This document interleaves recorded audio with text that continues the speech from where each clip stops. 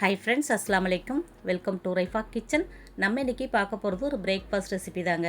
எப்போவும் போல் இல்லாமல் கொஞ்சம் ஸ்பெஷலான பிரேக்ஃபாஸ்ட் ரெசிபி. ஏன்னா பக்ரீத் பெருநாள் வருது இல்லையா, அன்னைக்கு சாப்பிட்ற மாதிரி கொஞ்சம் ஸ்பெஷலாக கோதுமை மாவு வச்சு லேயராக பரோட்டாவும் சிக்கன் குழம்பு தாங்க எப்படி செய்கிறதுன்னு பார்க்க போகிறோம்.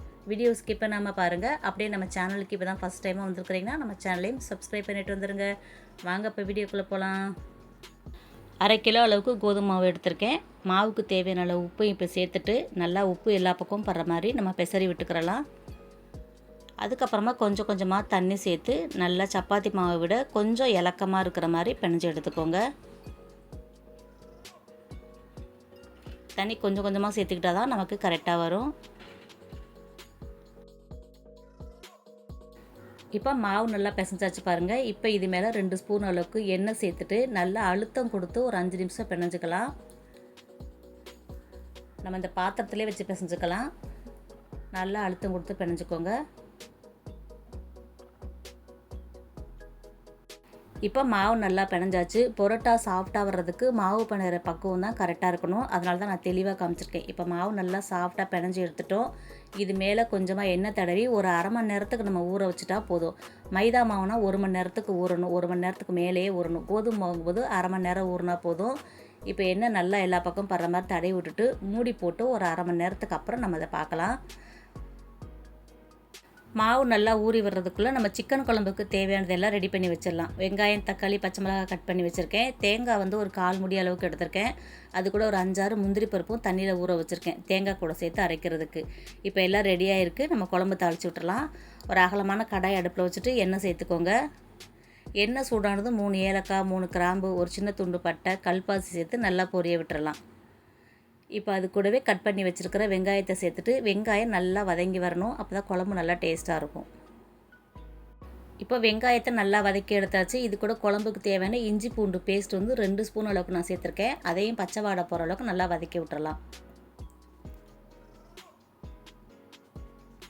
இஞ்சி பூண்டு நல்லா வதங்கிருச்சு. அது கூட கட் பண்ணி வச்சுருக்கிற தக்காளியும் பச்சை மிளகாயும் சேர்த்துட்டு தக்காளி நல்லா கரைஞ்சி வர அளவுக்கு நல்லா வதக்கி விட்டுருங்க.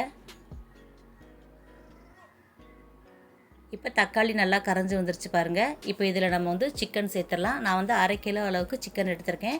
நல்லா மஞ்சத்தூள் போட்டு கழுவிட்டு எடுத்திருக்கேன். இப்போ சிக்கன் இது கூட சேர்த்துடலாம். இது கூட ஒரு உருளைக்கிழங்கை தோல் சீவிட்டு கட் பண்ணி கழுவி எடுத்திருக்கேன். அந்த உருளைக்கிழங்கை இது கூட சேர்த்துருங்க. சேர்த்துட்டு ஒரு 5 நிமிஷம் அளவுக்கு இந்த எண்ணெயிலே சிக்கன் உருளைக்கிழங்குலாம் நல்லா வதங்கி வரணும். சிக்கனில் இருக்கிற தண்ணி பிரிஞ்சு வர அளவுக்கு வதக்கி விட்டுட்டு நம்ம ஒரு 5 நிமிஷத்துக்கு இதை மூடி போட்டு வச்சிடலாம்.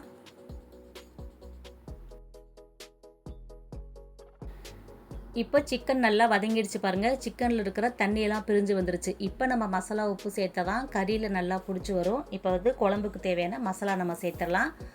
மஞ்சள் தூள் ஒரு 1/2 ஸ்பூன் அளவுக்கு சேர்த்துக்கோங்க. காரத்துக்கு தேவையான தனி மிளகாய் தூள் வந்து 1/2 டீஸ்பூன் அளவுக்கு நான் சேர்த்துருக்குறேன். அதே ஸ்பூனில் 2/2 டீஸ்பூன் அளவுக்கு மல்லித்தூள் சேர்த்துக்கோங்க. நான் சின்ன ஸ்பூனில் காமிச்சிருக்கேன். நீங்கள் மிளகாத்தூள் சேர்க்குற அதே ஸ்பூன்லேயே 2/2 டீஸ்பூன் சேர்த்துக்கோங்க. அளவு வந்து கரெக்டாக இருக்கும். இப்போ அது கூட 3/4 ஸ்பூன் அளவுக்கு ஜீரகத்தூள் சேர்த்துடலாம். சிக்கனுக்கு தேவையான அளவுக்கு உப்பு சேர்த்துருங்க. இப்போ சிக்கன் நல்லா வெந்து வர அளவுக்கு தண்ணி சேர்த்துட்டு நல்லா கலந்து விட்டுட்டு மூடி போட்டு ஒரு 10 நிமிஷம் நம்ம வச்சிடலாம். நடுவில் ஒரு முறை எடுத்து சிக்கன் நல்லா கிளறி விட்டுக்கோங்க. தண்ணி இருக்கான்னு செக் பண்ணிக்கலாம். இப்போ 10 நிமிஷத்துக்கு அப்புறம் எடுத்து பார்க்குறேன். நல்லா வந்து சிக்கன் உருளைக்கிழங்கு நல்லா வெந்திருக்கான்னு செக் பண்ணிவிட்டு நம்ம தேங்காய் ஊற்றிக்கிறலாம். எனக்கு வந்து சிக்கன் உருளைக்கிழங்கு எல்லாமே வெந்திருக்குது. இப்போ தேங்காயில் முந்திரி வச்சு நான் அரைச்சி வச்சுருக்கேன். அந்த தேங்காய் பேஸ்ட்டு இது கூட சேர்த்துடலாம். சேர்த்துட்டு மிக்ஸி ஜாரில் தண்ணி சேர்த்து உங்களுக்கு குழம்பு எந்த அளவுக்கு திக்னஸ் வேணுமோ அந்த அளவுக்கு தண்ணி சேர்த்துக்கோங்க. சேர்த்துட்டு நல்லா கலந்து விட்டுக்கிறலாம். இப்போ இதில் வந்து பட்டை, கிராம்பு, ஏலக்காய் தூள் இருந்துச்சுன்னா ஒரு 1/2 ஸ்பூன் அளவுக்கு சேர்த்துக்கோங்க. இல்லை கரம் மசாலா தூள் 1/2 ஸ்பூன் அளவுக்கு சேர்க்கலாம். இல்லை சிக்கன் குழம்பு தூள் சேர்க்குறாந்தா 1 ஸ்பூன் அளவுக்கு சேர்த்துக்கோங்க. நல்லா மணமாக இருக்கும். நான் வந்து 1 ஸ்பூன் அளவுக்கு சிக்கன் குழம்பு தூள் சேர்க்குறேன். சேர்த்துட்டு நல்லா கலந்து விட்டுட்டு அடுப்பை வந்து சிம்மிலே வச்சுட்டு ஒரு 5லேருந்து 10 நிமிஷம் வரைக்கும் வச்சு நம்ம கொதிக்க விட்டுறலாம். குழம்பு கொதிக்கிறதுக்குள்ளே மாவு எப்படி இருக்குன்னு பார்த்துடலாம். பாருங்கள், பரோட்டா மாவு நல்லா சாஃப்டாக ஊறி வந்திருக்கு. இதை பரோட்டாவுக்கு தேவையான அளவுக்கு சின்ன சின்ன உருண்டைகளாக உருட்டி இன்னும் ஒரு 10 நிமிஷம் நம்ம ஊற வச்சு எடுத்துக்கலாம். மேலே வந்து லைட்டாக எண்ணெய் ஊற்றிட்டு ஒரு 10 நிமிஷம் அளவுக்கு மறுபடியும் நம்ம மூடி போட்டு வச்சிடலாம். இப்போ குழம்புமே நல்லா ரெடி ஆகிடுச்சு பாருங்கள். தேங்காய் அந்த மசாலாவோட பச்சை வாடெல்லாம் போயிட்டு நல்லா திக்காக குழம்பு ரெடியாக இருக்குது. கறியுமே நல்லா பஞ்சு போல் வெந்திருக்கு. இப்போ நம்ம ஸ்டவ் ஆஃப் பண்ணிவிட்டு மேலே நிறைய கொத்தமல்லி தழை தூவிட்டு அப்படியே ஸ்டவ் ஆஃப் பண்ணிவிடுங்க. நல்லா எண்ணெய் தெளிஞ்சு நமக்கு சிக்கன் குழம்பு ரெடி ஆயிரும். நம்ம ஊற வச்ச மாவுமே நல்லா ஊறி ரெடியாக இருக்குது. நம்ம இப்போ பரோட்டா தேய்க்க ஆரம்பிச்சிடலாம். பரோட்டாவுக்கு கோதுமை மாவு வந்து நம்ம வீச தேவையில்லை. நல்லா எந்த அளவுக்கு நைஸாக இழுத்து தேய்க்க முடியுமோ அந்தளவுக்கு நல்லா தேய்ச்சிக்கிறலாம். தேய்ச்சிட்டு மேலே வந்து எண்ணெய் தடவிக்கோங்க. எண்ணெய் தடவிட்டு உங்களுக்கு எந்த அது போல் மடிக்க தெரியுமோ அது போல் நீங்கள் மடிச்சுக்கலாம். இது போல் ரிப்பன் மாதிரி அடுக்கடுக்காக மடிக்கிறதா இருந்தாலும் மடிக்கலாம். நமக்கு எந்த ஷேப்பில் மடிக்க தெரியுமோ மடிச்சுக்கலாம். ஏன்னா மாவு வந்து நல்லா சாஃப்டாக ஊறி நிற்குது. நீங்கள் எப்படி தேய்ச்சாலுமே பரோட்டா நல்லா வரும். நான் இது போல் மடிச்சிட்டு நல்லா நீட்டமாக இழுத்து விட்டுட்டு இது போல் சுருட்டிக்கோங்க. சுருட்டி இது போல் வச்சுட்டோன்னா அவ்வளோதான், நமக்கு வந்து மாவு ரெடி ஆகிடுச்சு. இப்போ இதே போலே நம்ம எல்லா மாவையுமே நம்ம திரட்டி எடுத்துக்கிறலாம். எண்ணெய் மாவு எதுவுமே சேர்க்க தேவையில்லை. நீங்கள் அப்படியே இழுத்தாலே போதும். மாவு நல்லா நைஸாக இழுக்க வரும். நம்ம வந்து அடிக்கலாம் வராது, வீசுறதுக்கு வராது. ஏன்னா மைதா மாவு தான் நமக்கு வந்து ரப்பர் மாதிரி வீசுறதுக்கு நல்லா வரும். கோதுமை மாவு வீசினீங்கன்னா கிழிஞ்சு போயிடும். அதனால் எந்த அளவுக்கு நைஸாக தேய்க்க முடியுமோ இது போல் நல்லா தேய்ச்சி எடுத்துக்கோங்க. நல்ல மாவு சாஃப்டாக இருக்கிறனால நல்லா இழுத்து விரிக்கிறதுக்கு நமக்கு நல்லா வருது. இதில் எண்ணெய் தடவிட்டு நம்ம மடிச்சுக்கிறலாம். உள்ளே நல்லா எண்ணெய் தடவுங்க. அப்போ தான் நமக்கு லேயர் லேயராக வரும், ஒட்டாமல் வரும். அதே போல் நல்லா நைஸாகவும் தேய்ச்சிக்கோங்க. இப்போ இது போல் அடுக்கடுக்காக மடித்து விட்டுக்கோங்க. மடித்ததுக்கப்புறம் கொஞ்சம் நீளமாக அப்படி இழுத்துட்டு மறுபடியும் சுருட்டி விட்டுக்கோங்க. நம்ம பரோட்டாவுக்கு சுருட்டும் இல்லையா, அது போல் இப்படியே சுருட்டிக்கோங்க. அவ்வளோதான், சுருட்டிட்டு அப்படியே வச்சுருங்க. இதே போல் எல்லா மாவையுமே நம்ம திரட்டி எடுத்துடலாம்.